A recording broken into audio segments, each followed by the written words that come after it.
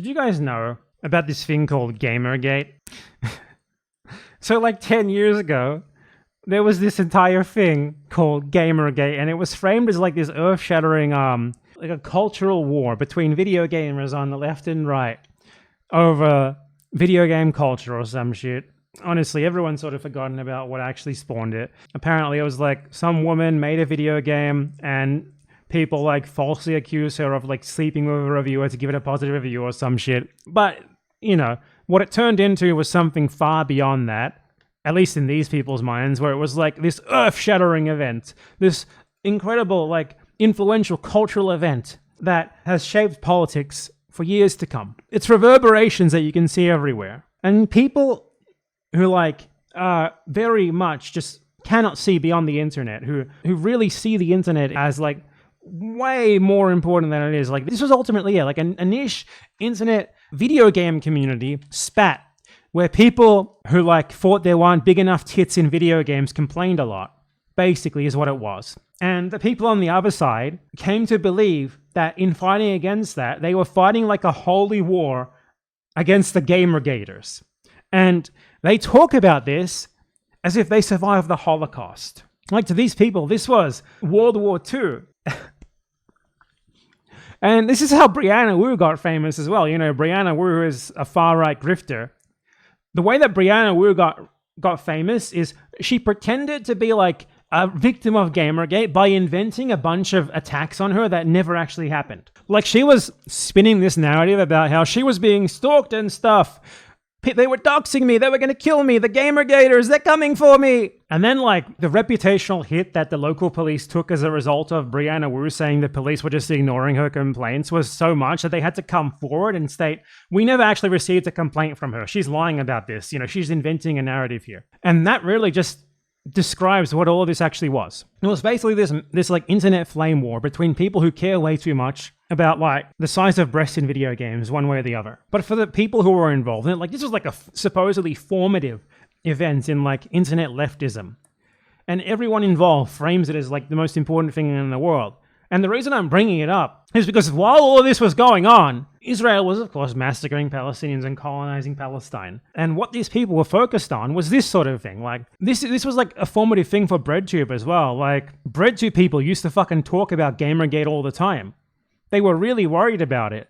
For them, it was a serious issue. So I'm here to tell you guys, using the whole Gamergate thing as an example, that you should focus much more on the real world. Things that actually exist. The internet flame wars are ultimately just that. People replying to you on social media a lot, calling you mean names. It's not harassment, okay?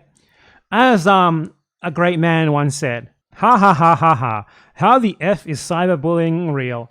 Just walk away from the screen, like close your eyes. Now, I disagree with this in one specific aspect, which is like cyberbullying from, you know, your classmates and stuff. Or like cyberbullying of like a fucking child or something. But what these people mean isn't cyberbullying, right? It's like internet arguments about fucking tits in video games. That's what Gamergate was and is. And these people treated it like this earth-shattering event. I was going to say, like, it's sort of similar to the way they treat Nick Fuentes now, right?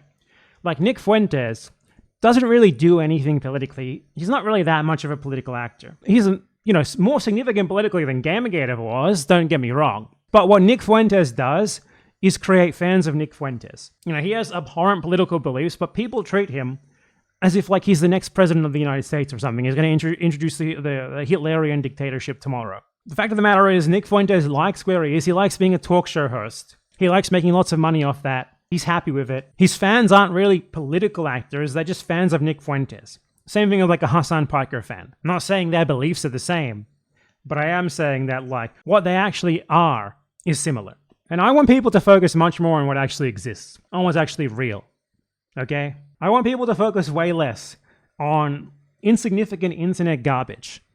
Like a comfortable little twink and his talk show that really does nothing more aside from create fans of himself, politically themed as it may be. And like internet flame wars over the size of breasts in video games. Because while you guys are worrying about these things, because truth is that if you don't go online, you wouldn't have never heard of most of these things. If you don't like look at Twitter, you've probably heard the name Nick Fuentes once or twice ever.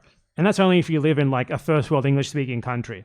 Same thing. If you didn't look at social media, you don't know what the fuck Gamergate was. You never heard about it. And the whole time that you're focusing on this stuff, people are being fucking massacred by your country, by its imperialism. People are being slaughtered the whole time. And most of the people who are fixated on this stuff fail to treat those things with the gravity that they should be treating them, because they're just dealing mostly with inconsequential distractions that only seem like a big deal to them, because they are way too, obsessed with the immaterial. So yeah, Gamergate and anyone who fucking talks about it is a joke, and I find it absolutely comical how there is a not insignificant number of people on social media and stuff who consider themselves like radical anarchists, leftist, communists and such, who still talk about this thing. They genuinely believe it was like a defining event in global politics, or even in American politics. And it's absolutely unbelievable.